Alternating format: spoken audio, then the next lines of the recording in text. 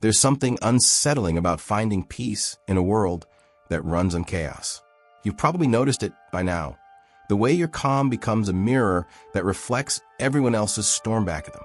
The quieter you become, the louder their discomfort grows. It's not that you're doing anything to them. You're simply no longer participating in the chaos they mistake for living. And somehow, that feels like a betrayal. If you've ever wondered why your peace, this thing you worked so hard to find, seems to threaten people who haven't found theirs yet, you already know there's something deeper happening here. Something most people will never see.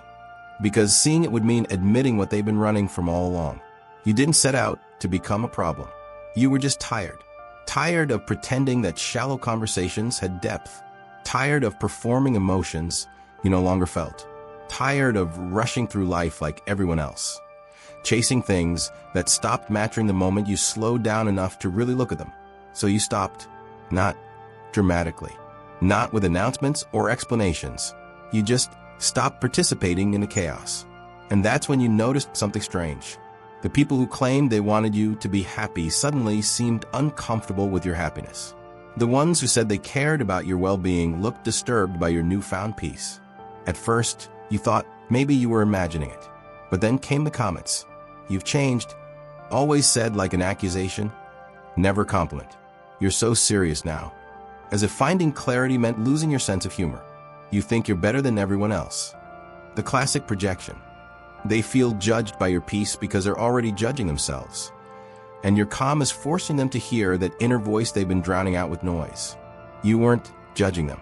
You were just done pretending. But to someone still invested in the performance, authenticity looks like arrogance. Truth looks like judgment. Peace looks like betrayal. There's a specific kind of exhaustion that comes from being surrounded by people who are addicted to drama and don't even know it. They move through life like they're constantly putting out fires. Except when you look closer. You realize they're the ones lighting the matches. They create crisis after crisis. Relationship explosion after relationship explosion. Emotional emergency after emotional emergency. And they need everyone around them to participate, to panic with them, to validate that yes, this is urgent, this is important, this requires everyone to drop everything and focus on their chaos right now. When you stop doing that, when you respond to their emergency with calm instead of panic, something in them breaks. Because your peace reveals what they don't want to see. That most of what they're reacting to isn't actually an emergency at all. It's just noise they've become addicted to. You start to recognize the pattern. They'll bring you their problems, but they don't actually want solutions. They want you to be as upset about it as they are. They want you to confirm that yes, this person is terrible. This situation is unbearable. This injustice cannot stand. And when you don't give them that, when you respond with perspective instead of outrage, with calm instead of chaos, they get angry. Not because you don't care, but because your peace is exposing how much energy they're wasting on things that don't deserve it. Your ability to not react shows them that reacting is a choice. And if it's a choice, then they're choosing to live this way. That realization terrifies them. So instead of looking at themselves, they look at you and decide you're the problem. You're cold. You're detached. You don't care about real things anymore. Anything to avoid the truth your peace is showing them. Alan Watts used to talk about how people are terrified of silence because silence forces them to meet themselves. And that's exactly what your peace does to chaotic people. Your calm is a silence in their noise. It's a stillness in their storm. And in that stillness, they catch a glimpse of themselves. The parts they've been running from, the questions they've been avoiding, the emptiness they've been filling with drama. Your peace reminds them that there's another way to live, a quieter way, a simpler way, but that way requires them to stop running, stop performing, stop clinging to chaos as an identity. And most people aren't ready for that. So they attack the peace instead. They make it wrong. They make you wrong. Because attacking your calm is easier than finding their own. You've probably noticed that the people most bothered by your peace are the ones who are constantly in motion, but never actually going anywhere. They're busy all the time, but when you ask what they're building, they can't tell you. They're always in conflict with someone, always processing some betrayal, always recovering from some drama. There's always a story, always an enemy. always a reason why life is hard right now. And your presence, your quiet, grounded, unbothered presence, makes them have to look at the fact that maybe life isn't happening to them. Maybe they're happening to life. Maybe the chaos isn't something they're surviving. Maybe it's something they're creating, because without it, they'd have to sit with who they actually are beneath all the noise. And that possibility is more terrifying than any external crisis. This is why they need you to join them. Your chaos validates theirs. Your panic confirms that yes, this is worth panicking about. Your reaction proves that the drama is real and important and justified. But when you stop giving them that, when you stay centered while they spiral, you become a living reminder that their chaos is optional, that peace is possible, that calm is a choice they could make too, if they were willing to let go of what the chaos is protecting them from feeling. And that's threatening, because if peace is available and they're not choosing it, then they have to admit they're choosing chaos. And chaos, you realize, is an identity for some people. It's how they know themselves.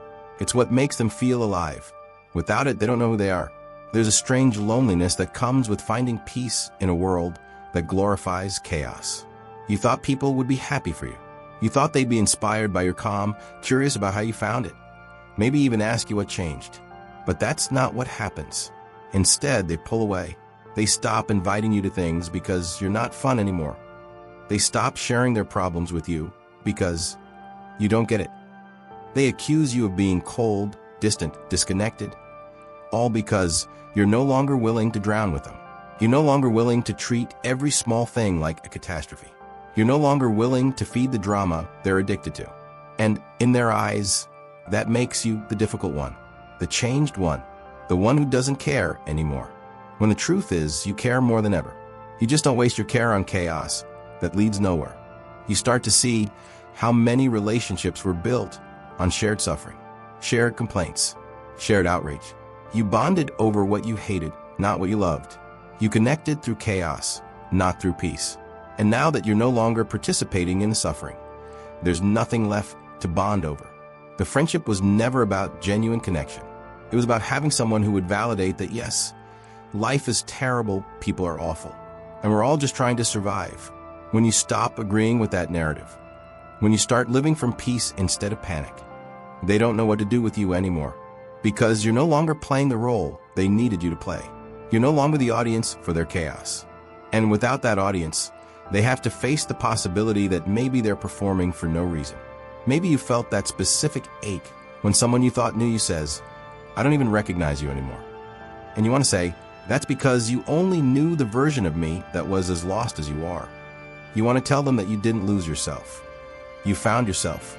But you already know they won't understand, because understanding would require them to question everything they're still clinging to. It would require them to admit that the chaos they defend so fiercely isn't protecting them. It's imprisoning them. And people will defend their prisons with more passion than they'll fight for their freedom, especially when freedom looks like the calm they've been taught to distrust. This is the test that comes with waking up, not the waking itself. That's just the beginning. The real test is staying awake while everyone around you stays asleep, staying peaceful while everyone around you chooses chaos. Not because you're better than them, not because you've figured everything out, but because you finally understand that chaos is contagious and protecting your peace isn't selfish. It's survival. You've learned that you can't save people from themselves. You can't make them see what they're not ready to see.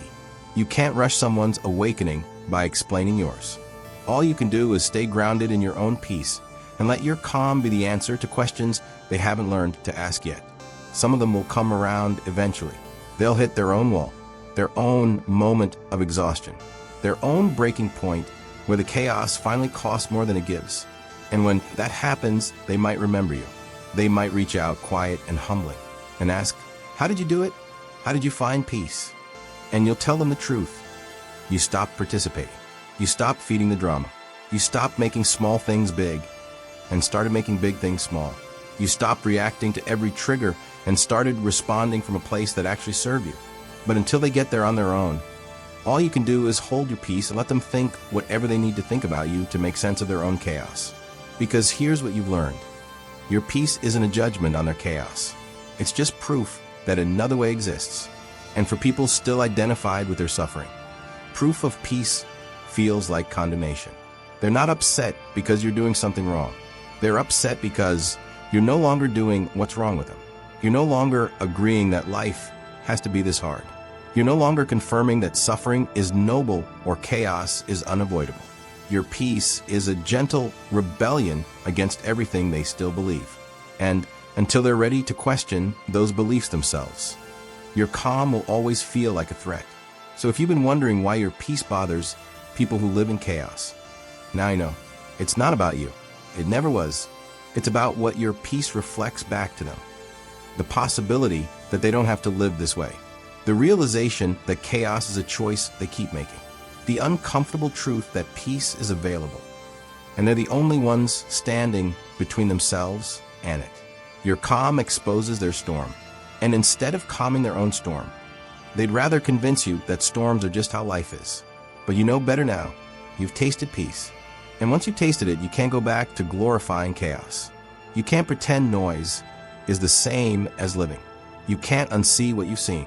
Your peace will bother people. Let it. Their discomfort with your calm is not your responsibility to fix. It's theirs to face. And maybe one day they will. But until then, protect your peace like it's the only thing that matters. Because in a world addicted to chaos,